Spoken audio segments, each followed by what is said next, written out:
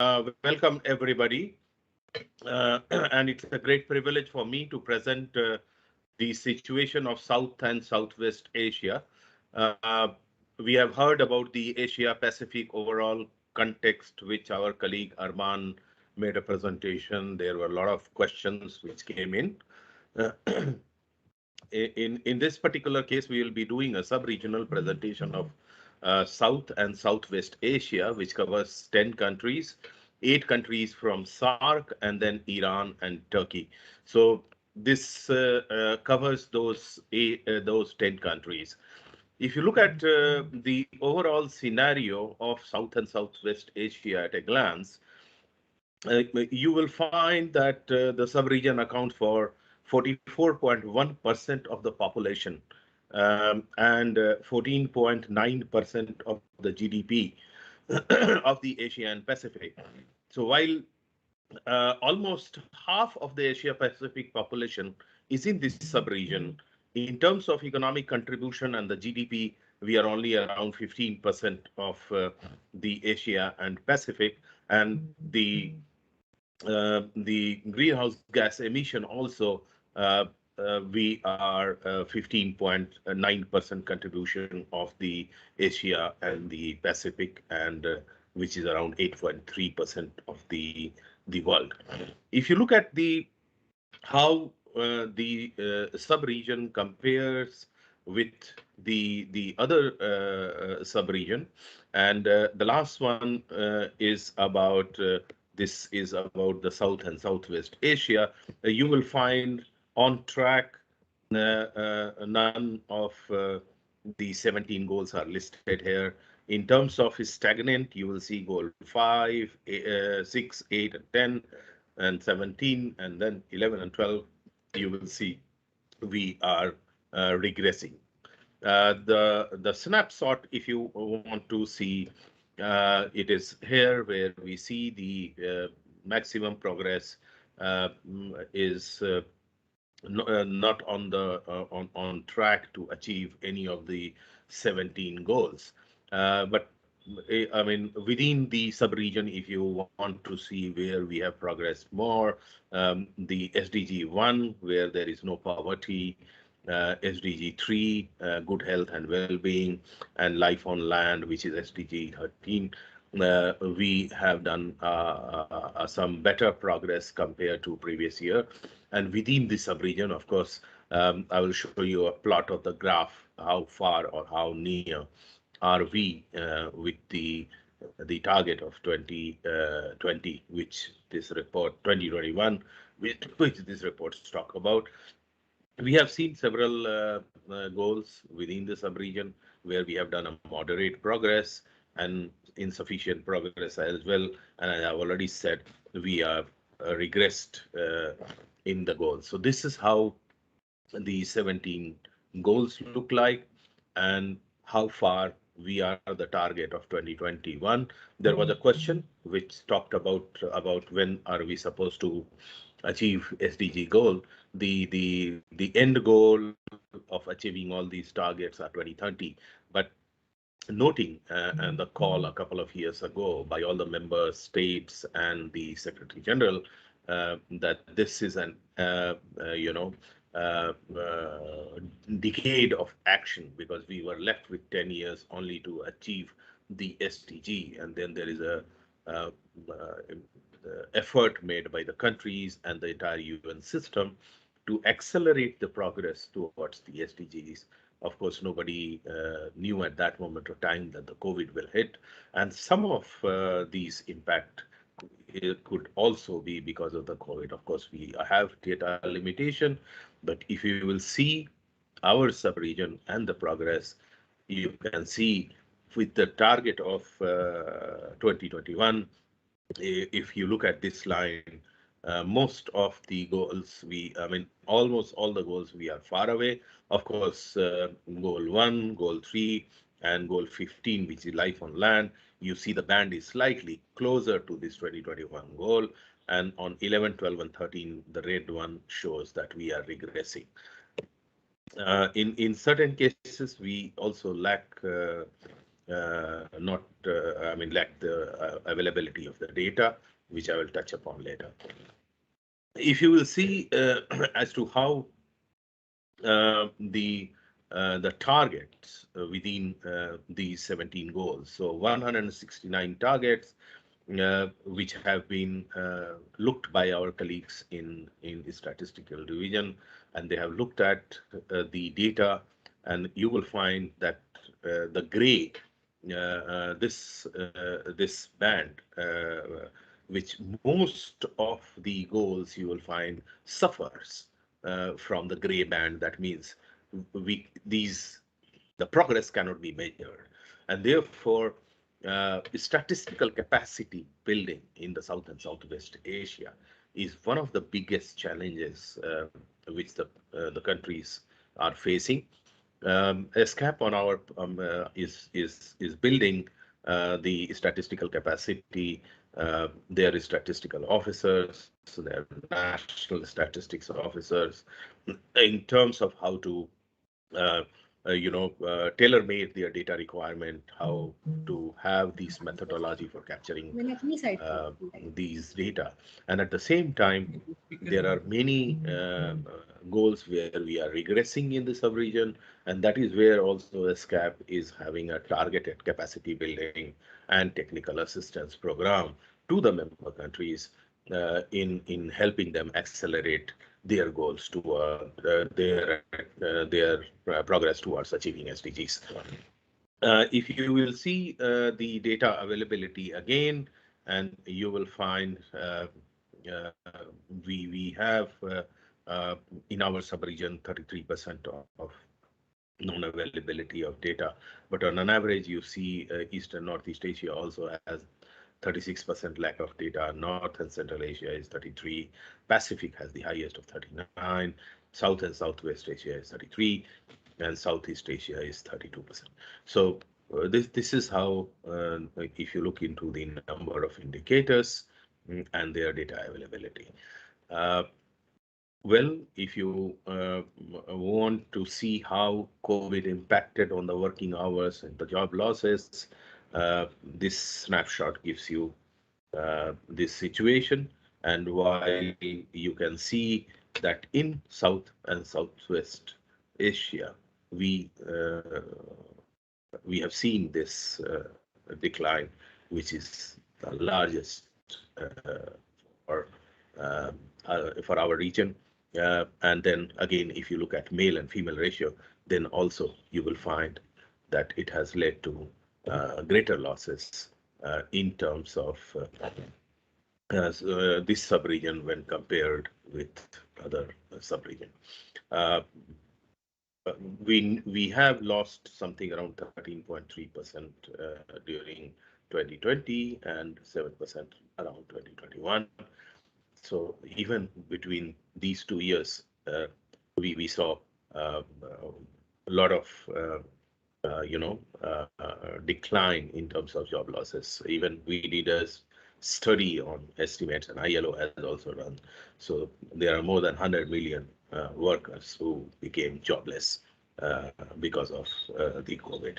And the situation, despite many interventions by the governments in terms of stimulus packages and many social schemes for protection and employment and food supply, etc., still there are a lot of challenges in the sub-region. Well, we faced in South Asia a major challenge. One is relating to multidimensional poverty, and here in the sub-region, around 530 million people are multidimensionally poor, and 44% of them are children, as per the estimate. So it's very alarming, and with this focused intervention of policy, incentives, and action are required in the sub-region. Even the poverty, the COVID has pushed around 70 million people back into the poverty trap. Hunger also, we have more than 386 million people who are suffering from severe food insecurity. there is a gender disparity, and the health and education sector also requires a lot of investment, not only from the government, but also from the private sector. Uh, we last year did a South Asia Forum, which is a multi-stakeholder consultations, which form part and get their inputs get into the Asia Pacific Forum for Sustainable Development, which will be taking place in March, and then in high-level policy dialogue in New York. And there, we found and it noted that there are several challenges which requires within the sub-region, and it talks about how education would be important, and uh, investment from multi stakeholders, including the government, is required. We need to address the inequalities and the gender disparities. Female participation and representation is another area which is identified. We talked about statistical gaps, and so strengthening data management system, and then mobilizing resources for building statistical capacity. These were some of the key takeaways which were identified in the forum, which was held in November in Colombo, Sri Lanka. So I end here. Thank you very much.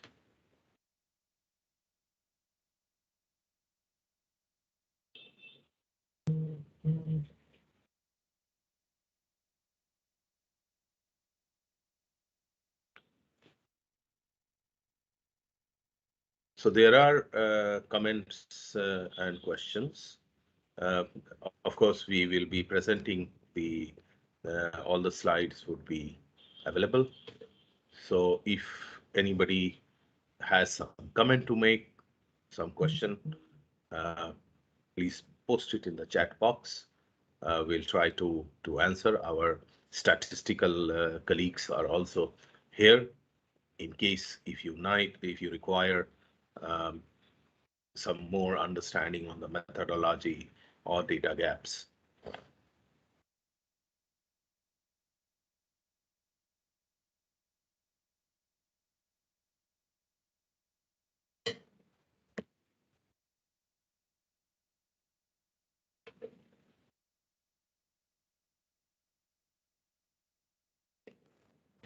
So if there are, I'll wait for a minute if there are any questions. But still, thank you very much, all of you, for your time and interest to attend this sub-regional segment of the launch.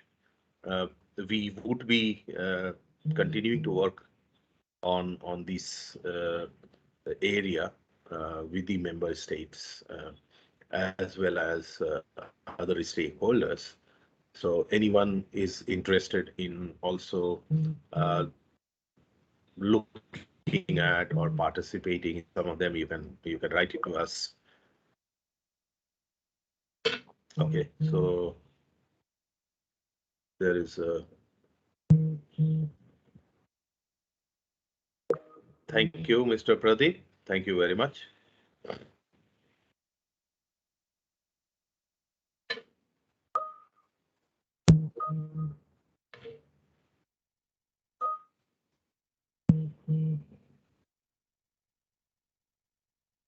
So the question has been asked. Population census has not been conducted in many countries due to where population is based for many SDG indicators. How to reduce the gap? Yes, of course you are right. Even otherwise, it has been really difficult. But many of the other data, when we talk about the employment losses, uh, the challenges faced, the gender inequality, etc. We have followed a methodology in certain cases, sampling in certain cases, some modeling exercises to come at these estimates. So you are right. Census has been perhaps in many of the countries many years ago, and then not thereafter. Uh, I think even otherwise, like I can say, there are IT and electronic tools now by which one can also gauge how and where and what is the demographic population. Uh, Many of us have in India our Aadhaar card, without which now you cannot do anything. So that perhaps could also be one of the issues. The other part of ESCAP is that on vital statistics and other important statistical issues, we just a couple of months ago released a report, and we had taken on board National Statistics Officer, but not underlying the fact that yes, if some population census could be done, uh, it would be good. Pradeep ji, yes, you are right. Rising hunger post-COVID. Uh, you see, a governance. There is no need for a commitment from the members to to address it. Of course, this is a big challenge. Most of the countries, almost all the countries in our sub-region are democracy, right? And they are answerable, if not today, tomorrow, to the electorate. So they have those obligations. The challenge which many of the the countries are facing are these all stimulus packages require funding of the government, and financing is one aspect. How the tax reforms can be made, how one can a government can remobilize its resources, and there is a big question going on how to enhance the tax base. Of course, ESCAP is also doing a lot of studies and providing policy advisory to the member countries. Generally, one feeling is to have increased taxes, but that is not desirable even in the present context. So, uh, implementing, monitoring, bringing more people in the tax net, or those who are evading the taxes need to be brought in. The second important issue which we found, and in many countries now it is being happening, is many of the government money which were being used for non-productive or going to the government sector, uh, that need to be reoriented and to be brought towards these stimulus packages, and that is what is important. And many of the countries have come out with a minimum food program in this part of the sub-region. So India has it, Pakistan has it, Bangladesh has it, Sri Lanka has it. So many of the countries have it. Still, they are grappling with the challenges. And in India, again, it's a vast population, uh, which is a big challenge. State governments are also trying. So there is also a food program which is happening. Manrega is there where you are providing a minimum employment guarantee. So there are in Pakistan, there is SAS, which is a very comprehensive scheme and the policies.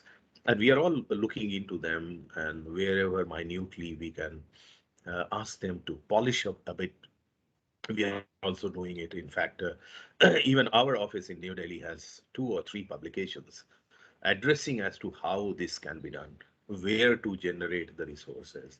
The another challenge for some is the graduation of LDC. In the sub-region, we have 4 LDC, and out of that, 3 are graduating very soon. So 2023, Bhutan will graduate. 2026, Nepal and Bangladesh will graduate. And once they graduate from the LDC, their challenges will become more and more bigger. And then Nepal and Bhutan are also landlocked. So there are a lot of challenges with the countries are facing. So that is where it is important. But a very important question on closing the gender gap in the region. Definitely, yes, the gender is one of the issues, and in South Asia, unfortunately, we are the worst. It's not a happy state. We are really uh, lagging behind in SDG Goal 5. And it is even the women entrepreneurship is around 7 to 8% in South Asia, as against around 40% in Asia and Pacific or ASEAN or other countries. Uh, Women workforce is the least in South Asia. So we have those challenges. Ideally speaking, I do not though subscribe, but many of the government policy makers have minimum wage rate ratio, and the minimum wage for male and female itself is discretionary. When you talk about gender equality, you should not have that. SDG 5 talks about having some proportion of female parliamentarians, but if you look at it, none of the countries will pass that test. There, even not only the government but also people's participation is very important. Many of these food programs, social objective, I think there is a greater importance which is coming on a corporate social responsibility. Private sector also have a lot of role to play. It now goes beyond those civil society organizations or non-profit organizations, because they are also facing resource crunches. And it is good in India that they have said 2% of their profit, if they put into the CSR, it will get a tax exemption, another thing. So that has become mandatory, and such kind of innovative methods are very important. In terms of women entrepreneurship, I can tell you one thing, and which we take proud in, and it is getting a lot of attention. Yes, we are implementing a project on training women entrepreneurs, especially from the micro, small, and medium enterprises, on how they can expand their business and become a part of a new regional and global supply chain by using the tools of digital marketing and e-commerce. We found that in COVID, while the international trade, movement of traffic, movement of people have declined, but fortunately, the e-commerce trade increased and it will continue to increase. And so we are training women entrepreneurs from South and Southwest Asia. We have trained something around 1,500 women entrepreneurs on that, of which around 350 have been hooked into e-commerce platform. We also have a training platform. If Suvira, you are there, can you please paste the website of unscap.vsell online, Yes, so sir. that some of them, those who are interested in, can go there. This is a site where we have developed a module on e-commerce and digital marketing, how you can use this to promote your business. It's an online e-learning course which anybody can take.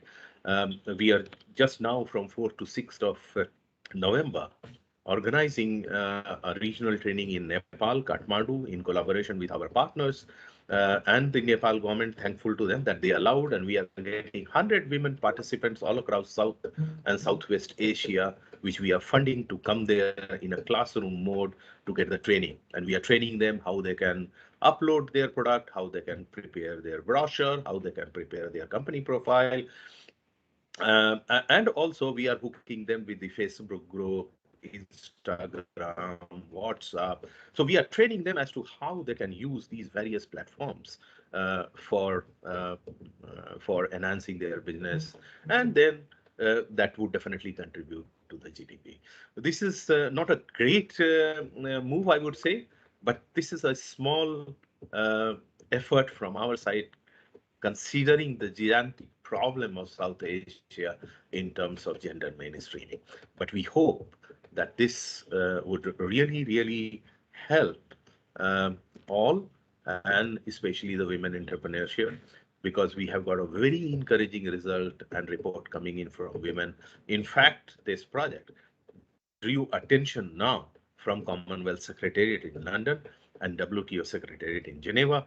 We were asked to make presentations there about this, and now Commonwealth Secretariat has agreed to join us in this training program, and expand it. Of course, our mandate is only South Asia, but they want to do it for Pacific, they want to do it for Africa, and they are going to fund it. The WTO Secretariat is now working with UNCTAD, us, and another organization on developing a project using our platform of training and taking it to the global level.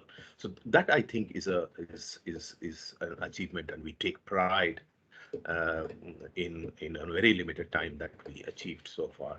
And we aim to train more than 2,000 women entrepreneurs, and our target is to hook at least 500 to 700 women entrepreneurs in that e-commerce platform. So that is what we are trying to do. We have, yes, the another comment has come on widening disparities. Yes, we do. Growing food and fuel prices, etc. This is one of the challenges of fuel prices. But if you look at our sub-region, uh, honestly speaking, we are victim because on rising fuel prices, we have no control. And ideally, yes, what is happening, war, conflict, they had this effect on oil prices. So this is a big challenge which we are facing, while we understand how it is going to impact the economy, inflation, and balance of payment challenges to the countries. But UN has a role to play. There are resolutions, there are talk in New York, but they are also driven by the member states, including the discussions in the Security Council. Uh, so uh, this is a growing challenge which the countries would be facing in the incoming months or maybe coming years.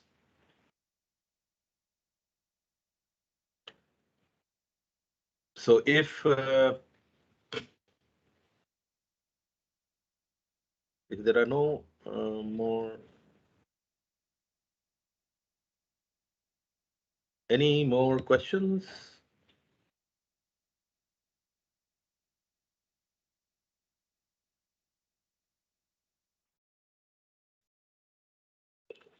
Okay, I think none. We will be posting these presentation which I made also on our website.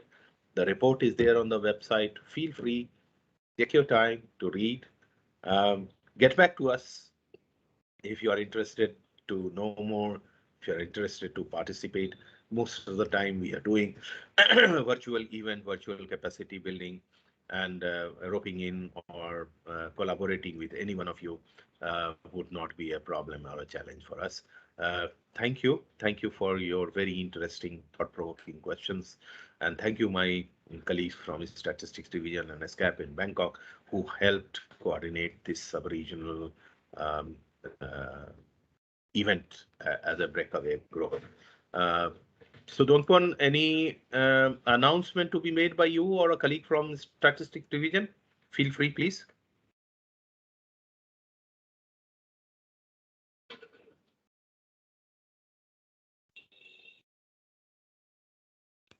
We don't have anything to add. Thank you.